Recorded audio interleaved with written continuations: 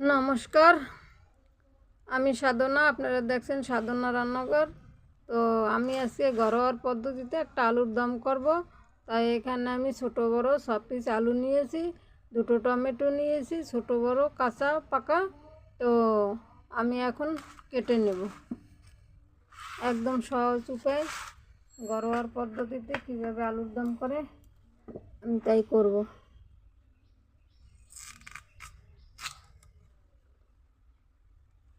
প্রথমে আমি আলুটা একটু বড় বড় পিসে কেটে নিলাম, কেটে একটা গামলার মধ্যে রাখলাম। আপনারা কিভাবে কি করেন জানি না, আমরা ঘরোয়াভাবে এরকম করি। তো কেটে নেব আলুগুলো। তিনখানা কাটা হয়ে গেল, বাকি রয়েছে আর তিনখানা। এটা একটু ছোট মিডিলে দেব। এটাও 4 টুকরো করব। এটা একটু শোকা রয়েছে, ছাড়িয়ে নেব। এটা শোকাটা উঠছে না, একটু শুকনো শুকনো হয়ে গেছে, তাই উঠছে না। যাকে এইভাবে কেটে দিই, নতুন আলু তো কষায় অসুবিধা হবে না। আলুটা কেটে নিলাম সম্পূর্ণ। এবারে আমি টমেটোটাও কেটে নেব 4 টুকরো করে কেটে নিলাম টমেটো।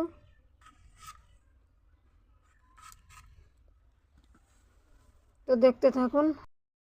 নিয়ে আসলাম, চলুন ওনার কাছে বসাই। দিয়েছি কড়াইতে একটু জল বসিয়ে দিয়েছি। এখন আমি আলুটাকে দিয়ে দেব। আলুটা একটু সেদ্ধ হবে, হালকা একটু স্লাইট একটু সেদ্ধ করব। নতুন আলু তো বেশি সেদ্ধ করতে হবে না। আপনারা চাইলে অন্যভাবেও সেদ্ধ করে নিতে পারবেন। একটুখানি ঢেকে দিই, তাড়াতাড়ি হবে। দেখতে থাকুন। তো এখানে আমি একটু চুই জাল দেব। এই যে দেখেন, এই যে লতা পাতা গাছগাছরা, এর যে কি গুণ, হ্যাঁ বলার নাই। খেতে দুর্দান্ত স্বাদ করে এগুলো। মাছে দেবেন, মাংসতে দেবেন, যেখানেই খাবেন এগুলো খুব সুন্দর লাগে খেতে। আমি এটাকে এইভাবে ছুলে নেব। চুইটাকে চুই জাল বলে না কথায় লোকে, চুই জাল। খেতে কিন্তু দারুণ স্বাদ, এতে স্বাদ বাড়ায় সব জিনিসে, মাছে মাংসতে সব জিনিসে। এই চুইটা একটু সরু সরু, একটু মোটা চুই হলে আরও ভালো হয়। আমি 4 টুকরো করে দেব।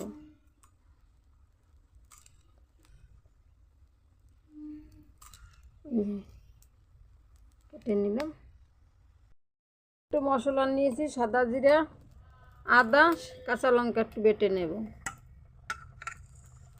জিরা কাটা ধুয়ে নিছি, আদাটা ধুয়ে নিছি, লঙ্কাটাও ধুয়ে নিছি, একটু বেটে নেব।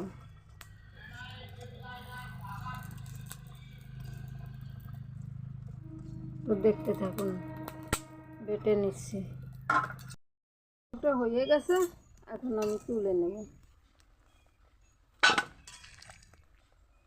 তুলে নিচ্ছি আলুটা। মশলাটা করা হয়ে গেছে, মশলাটা তুলে নিলাম। আলুটা কড়াইতে তেল দিয়ে দেব। একটু তেল দিয়ে দিলাম, দুটো সাদা জিরে দিয়ে দেব, তেজপাতা দিয়ে দেব। এগুলো একটু ভাজা ভাজা হোক।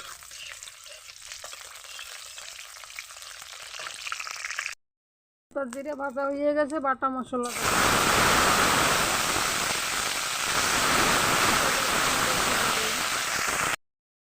মশলাটা ভাজা ভাজা হয়ে গেছে। হলুদের গুঁড়ো, পরিমাণ মতন নুন,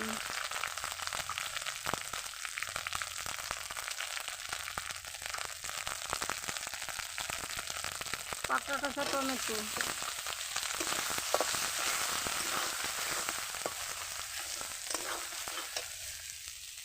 ভিতরে আলুটা ঢেলে দেবো। ভালো করে নেড়ে চেড়ে নিই। ধনের গুঁড়ো, লঙ্কার গুঁড়ো ভালো করে ভেজে নেব।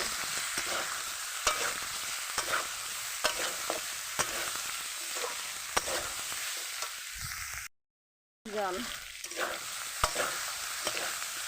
ভালো করে কষিয়ে নেব।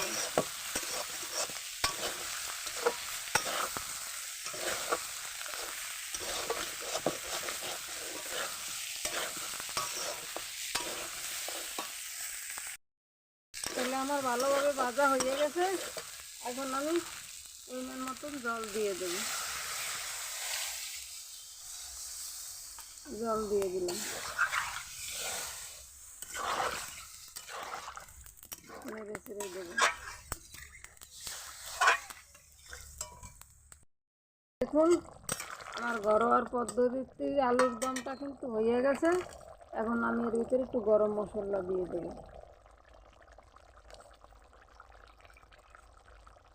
একদম শর্টকাটে আলুর দম ঘরোয়ার পদ্ধতিতে খেতে কিন্তু ভালোই লাগবে, স্বাদ আছে।